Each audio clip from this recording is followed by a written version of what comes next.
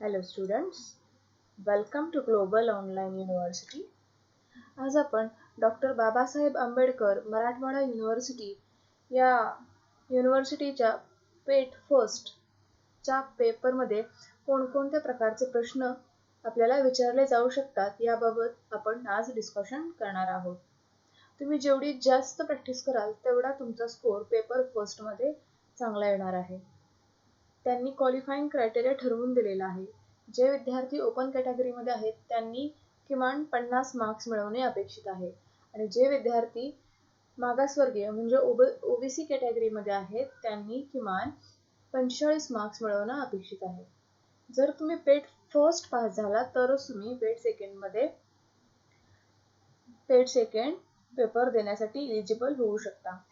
भरपूर प्रॅक्टिस करण्यासाठी आमची टेस्ट सिरीज जॉईन करा. टेस्ट सिरीज जॉईन करण्यासाठीची फीज अतिशय नॉमिनल आहे.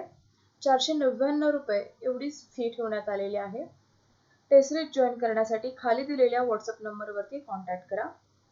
तर बघूया या पेपर फर्स्टमध्ये सिलेबस काय काय असणार आहे.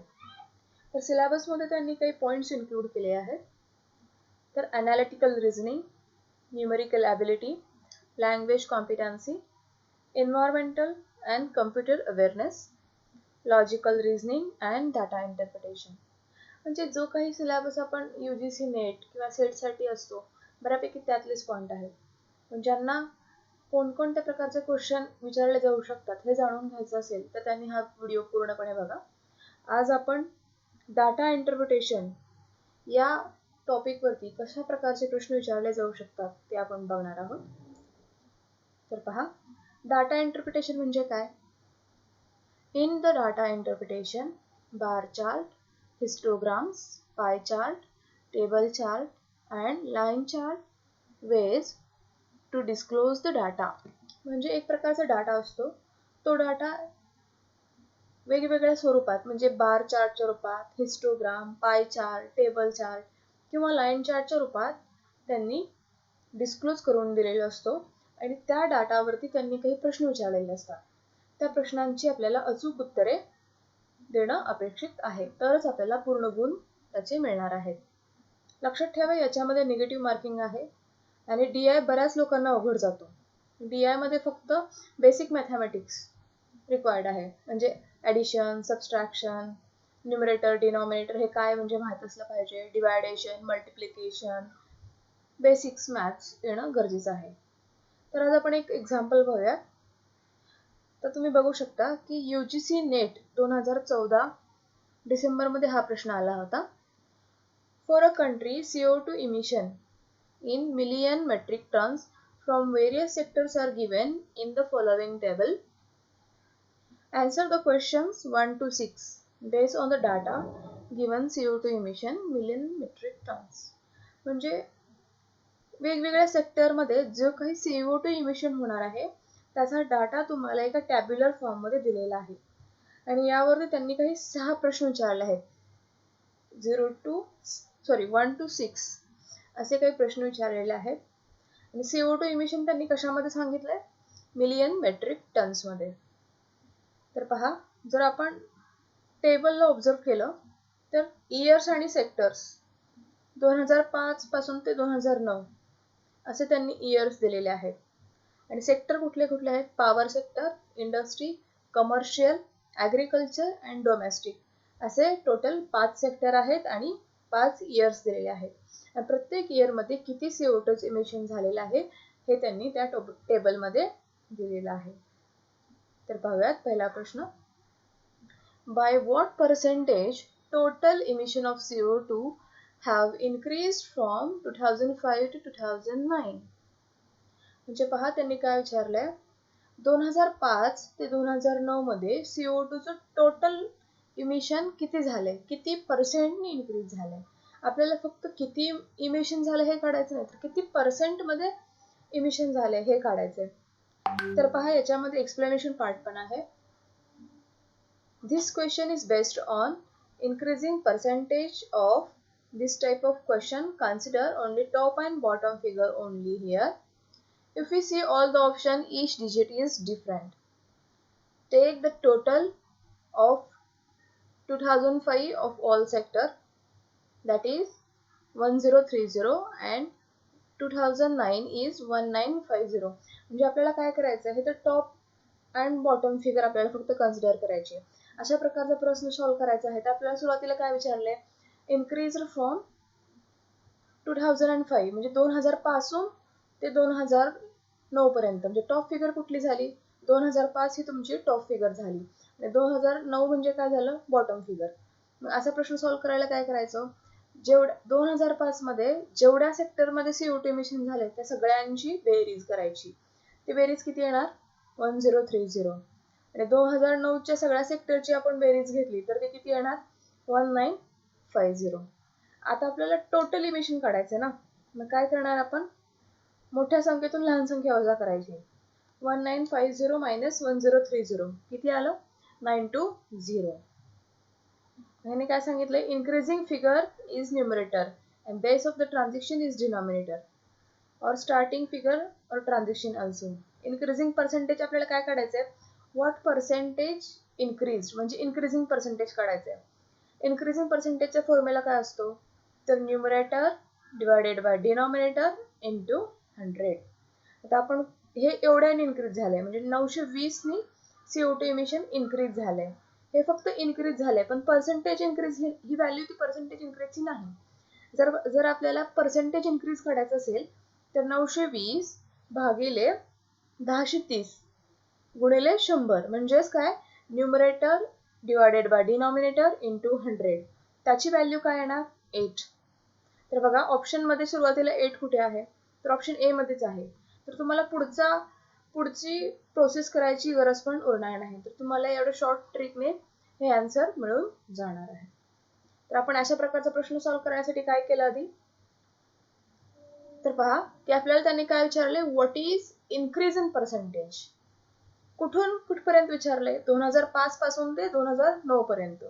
मग काय करायचं, 2005 मध्ये जेवढे काही सेक्टर्स आहेत त्या सेक्टर मधल्या CO2 इमिशनची बेरीज घेतली. नंतर 2009 मधल्या सगळ्या सेक्टर मधल्या CO2 इमिशनची बेरीज घेतली आणि त्या आलेल्या उत्तरामधून त्या दोघांची वजाबाकी केली. त्या वजाबाकीचं उत्तर किती आलं, 920 एवढं उत्तर आलं. पण आपल्या इन्क्रीजिंग पर्सेंटेजचा फॉर्म्युला काय आहे, numerator divided by denominator into 100. Value put केल्यानंतर आपला आन्सर येणार आहे 89.32%. तुम्ही कॅल्क्युलेशन पण करून बघू शकता. प्रश्न पुढचा, what is the average annual growth rate of CO2 emission in power sector. आता यांनी काय विचारले, ॲव्हरेज अॅन्युअल ग्रोथ. इथे ॲव्हरेज विचारले, annual growth of CO2 emission. आता पर्टिक्युलर सेक्टर दिलेले आहे त्यांनी, म्हणजे पॉवर सेक्टर मध्ये ॲव्हरेज ग्रोथ किती झाली आहे CO2 इमिशन मध्ये, असा त्यांचा प्रश्न आहे. तर बघा explanation, in this question we want average of increasing percentage. आता आपण मागं बघितलं की इन्क्रीजिंग पर्सेंटेज कसं काढायचं, numerator divided by denominator into 100 असा आपला इन्क्रीजिंग पर्सेंटेजचा फॉर्म्युला आहे. तर आता हे इन्क्रीजिंग पर्सेंटेजचं ॲव्हरेज काढायचं. तर पहा 2005 मध्ये काय होतं, इन्क्रीजिंग पर्सेंटेज किती आलं, 20. 2006 मध्ये 8, 2007 मध्ये 7, 2008 मध्ये 14. मग ॲव्हरेज काढायचं असेल तर काय करणार, हे total growth divided by number of years. जर तुम्ही 20 + 8 + 7 + 14% ची ॲडिशन केली तर ती किती येणार आहे, 49 येणार आहे. आणि किती इयर्स आहेत टोटल, 4 इयर्स. ॲव्हरेज काढायचं असेल तर आपण काय करतो, total of growth divided by number of years is equal to 12. बघा बरं 12 आहे का, त्यामुळे ऑप्शन ए इज करेक्ट, 12.57. म्हणजे अशा प्रकारच्या उत्तरांमध्ये आपल्याला नियर बाय आन्सर काढायचा आहे. प्रश्न पुढचा, what is the percentage contribution of power sector to the total emission in the year 2018. आता हे पण सिमिलर आहे, increasing percentage, numerator divided by denominator into 100. जर आपण हे केलं तर आपल्याला काय विचारलंय, 2008 मध्ये 2008 मध्ये किती होतं CO2 emission, 700 divided by total 1700 into 100. त्याचा आन्सर काय येणार आहे, 4 पॉइंट समथिंग मीन्स 41.18. तुम्ही अशा शॉर्ट ट्रिक्सचा उपयोग करून पण नियर बाय तुमच्या उत्तराजवळ जाऊ शकता. पुढचा प्रश्न, in which year contribution percentage of industry to total sectoral CO2 emission was minimum. म्हणजे कोणत्या वर्षी इंडस्ट्री सेक्टरला कम्पेअर केलं तर कुठल्या सेक्टरचा CO2 इमिशन कमी होता? 2005, 2006, 2007 आणि 2008 असे ऑप्शन आहेत. आता याच्यामध्ये फक्त आपल्याला ऑब्झर्वेशन करायचं आहे. Here is needed only observation of equation. Those equation numerator and denominator figure are high will be expressed as a higher percentage, and those numerator and denominator will express lower percentage. म्हणजे आपल्याला ह्याच्यामध्ये काय करायचं, एक सिंपलची trick आहे. आपल्याला increasing पर्सेंटेजचा formula माहिती आहे. 2005 सालीचा आपल्याला इन्क्रीजिंग पर्सेंटेज काढायचं असेल तर आपण काय करणार, किती CO2 इमिशन झाले डिवायडेड बाय टोटल. 2006 मध्ये कुठल्या सेक्टरमध्ये, इंडस्ट्री सेक्टरमध्ये 300 आहे डिवायडेड बाय 1300 इंटू 100. 2007 मध्ये 320 भागिले 1440 इंटू 100 म्हणजे numerator divided by total into 100 असे इन्क्रीजिंग पर्सेंटेज आहे. पण एवढं मोठं कॅल्क्युलेशन करण्यापेक्षा एक छोटीशी ट्रिक आहे, ज्याचा न्यूमरेटर आणि डिनॉमिनेटर दोन्ही पण मोठा आहे त्याची व्हॅल्यू सगळ्यात जास्त येणार आहे. तर असा आपल्याला एकच ऑप्शन दिसतोय, म्हणजे 2005 याच्यामध्ये न्यूमरेटर आणि डिनॉमिनेटर दोन्ही पण काय असणार आहे, दोघांची पण value as compared to others जास्त असणार आहे. त्यामुळं option A is correct. What is the percentage growth of CO2 emission from power sector during 2005 to 2009? याच्यामध्ये पण पर्सेंटेज ग्रोथ किंवा पर्सेंटेज इन्क्रीजेस विचारलंय. फ्रॉम पॉवर सेक्टर बद्दल विचारले, पर्टिक्युलरली कोणत्या कोणत्या साली, 2005 पासून ते 2009 पर्यंत असं विचारलंय. मग similarly increasing percentage is equal to numerator divided by denominator into 100. Value substitute करा. 500 minus 800 is equal to 300. मग 300 divided by 500 into 100 is equal to 60, which is option A. त्यामुळे ऑप्शन ए बरोबर येणार आहे. फक्त तुम्हाला न्यूमरेटर आणि डिनॉमिनेटरची व्हॅल्यू कळाली किंवा फॉर्म्युला जरी लक्षात असेल तर तुम्ही अशा प्रकारचे प्रश्न सॉल्व्ह करू शकता. Which sector has recorded maximum growth in CO2 emission during 2005 to 2009? तर याच्यामध्ये पहा की असं कोणता सेक्टर आहे की ज्याच्यामध्ये मॅक्सिमम ग्रोथ झाली आहे 2005 पासून 2009. तर असं फक्त ॲग्रिकल्चर असा एकच सेक्टर आहे ज्याच्यामध्ये ग्रोथ झालेली आहे. याच्यामध्ये पण ऑब्झर्वेशनची गरज आहे. Numerator divided by denominator into 100. आता याच्यामध्ये सगळ्यात जास्त व्हॅल्यू कुणाची असणार आहे, सगळ्यात न्यूमरेटर कुणाचं मोठं आहे, ॲग्रिकल्चरचा 120.